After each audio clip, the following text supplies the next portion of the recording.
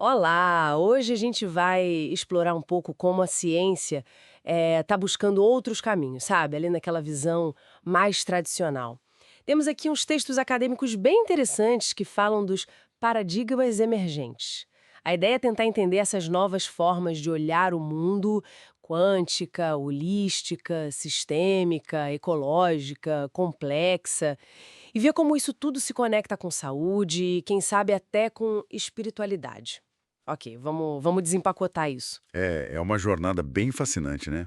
A ciência clássica, aquela newtoniana, cartesiana, foi fundamental, claro, mas ela começou a esbarrar em certos limites, assim, para explicar alguns fenômenos mais sutis ou complexos. O interessante é perceber como esses novos paradigmas, eles não surgem do nada. Eles vêm justamente das perguntas que o modelo antigo não dava mais conta, sabe? Principalmente lá na física, no começo do século XX. E falando em física, como que a quântica começou a bagunçar essa visão mais mecânica do universo? Os textos falam muito do princípio da incerteza de Heisenberg. Exato. A quântica trouxe umas coisas, assim, desconcertantes mesmo. A matéria, lá no nível subatômico, não se comporta como uma maquininha previsível. Às vezes é partícula, às vezes é onda, e o mais doido, o jeito que a gente observa, interfere no resultado. Isso, como o Popper bem colocou, foi um baque no determinismo, né? Aquela ideia de que tudo já estava escrito. A realidade lá no fundo não é fixa, é mais uma questão de probabilidades, de interconexões. Interconexão. Essa palavra parece chave, né? E como que as outras visões, tipo a holística, a sistêmica, a ecológica, entram aí? Elas reforçam essa ideia? Totalmente. A visão holística, que conversa muito com a quântica, ela foca no todo, sabe? Não só nas partes separadas. O Capra e a Moraes exploram bem isso. Já a sistêmica, também com o Capra, olha para as relações, para os padrões, para os processos dentro de um sistema. Pode ser uma célula, um corpo, um ecossistema. Ela aceita que tudo é dinâmico, complexo. E a ecológica, bom, ela traz essa urgência de uma consciência ecológica. Unir razão e intuição para entender nosso lugar na natureza, essa interdependência toda. O ponto central que une tudo isso é uma virada de chave, né? Saímos do universo que era tipo um relógio previsível para um universo que é mais uma rede, interconectada, imprevisível. E onde a gente que observa não está mais fora da equação. A gente faz parte. Entendi. E o tal paradigma da complexidade do Edgar Morin, como ele se encaixa? Parece que ele tenta abraçar tudo isso, né? Essa confusão toda. É por aí. Morin propõe justamente isso. Pensar a realidade sem ficar simplificando demais, sem reduzir tudo a caixinhas. Aceitar que tem incerteza, que tem contradição. Faz parte. Isso mexe com a própria ideia de verdade científica, né? Aquela coisa única, absoluta. E tem o Boaventura de Souza Santos, que provoca a gente a pensar na sociologia das ausências. O que será que a ciência dominante deixa de fora? Ignora. E ele fala da ecologia dos saberes, valorizar diferentes conhecimentos, reconhecer que nenhum saber sozinho dá conta de tudo. Todo conhecimento é incompleto. E isso tudo nos leva para a área da saúde, certo? O modelo biomédico tradicional, ele trouxe avanços incríveis, não dá para negar. Mas às vezes ele foca tanto na doença, naquela parte específica do corpo, que talvez perca um pouco a visão da pessoa como um todo, né? Como o Capra comenta.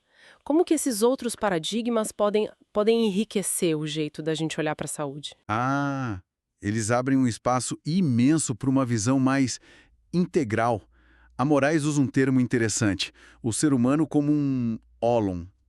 Ólon significa que a gente é um todo, corpo, mente, emoção, espírito, e ao mesmo tempo a gente é parte de sistemas maiores, família, sociedade, natureza. É nesse ponto que entram ideias como a medicina vibracional, que o Gerber propõe. A ideia central é que a gente é, na essência, energia, sistemas energéticos.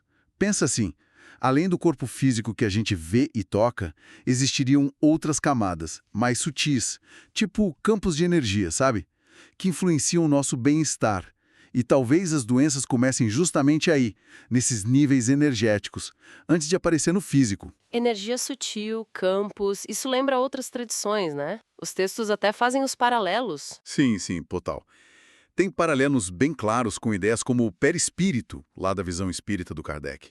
Seria tipo uma ponte energética entre o espírito e o corpo. Ou chakras das tradições orientais, que são vistos como centros de energia. E também se conecta com algumas práticas terapêuticas que os materiais mencionam, né? Imposição de mãos, que já era estudada desde o Mesmer, e tem pesquisas mais recentes, como as do Grad, o passe espírita, que o Herberilli pesquisou, florais, cromoterapia, todas elas trabalhariam nesses níveis mais energéticos, digamos assim. Mas para muita gente essa conversa de corpo sutil, energia, parece meio distante da ciência que a gente conhece, né? Como que esses textos fazem essa ponte? Ou pelo menos tentam um diálogo? Olha, a ponte é justamente a mudança de paradigma que a gente está falando. Se a física lá na base já mostra uma realidade que é interconectada, que é influenciada pela consciência, talvez aquela separação tão rígida que a gente faz entre matéria, energia, mente, espírito, talvez ela não seja tão absoluta assim, entende? O Gerber e o Delany, por exemplo, eles sugerem que desequilíbrios nesses níveis mais sutis podem sim ser a raiz de problemas físicos. A própria OMS, olha só, já reconhecia a importância da dimensão espiritual para a saúde integral. E os textos reforçam isso. Para um cuidado que olha a pessoa por inteiro, essa dimensão é essencial. Então, para a gente ir amarrando, saímos de uma visão de mundo bem mecânica, né? Tudo separadinho, e exploramos outras perspectivas que valorizam o todo, a conexão, a complexidade, e que até abrem espaço para pensar em dimensões energéticas, espirituais, na forma como a gente entende a realidade e a própria saúde. Exatamente. E fica a reflexão, né? Se a gente começar a levar mais a sério essa complexidade toda, essa conexão profunda entre matéria, energia, mente e talvez espírito, como isso poderia mudar não só a pesquisa científica, mas o nosso jeito pessoal de lidar com bem-estar, com cura e com o próprio planeta. Como seria fazer uma ciência aqui que acolhe aquilo que a gente ainda não explica totalmente, que valoriza múltiplos saberes, com mais humildade sobre os limites de cada um? Fica aí para a gente pensar.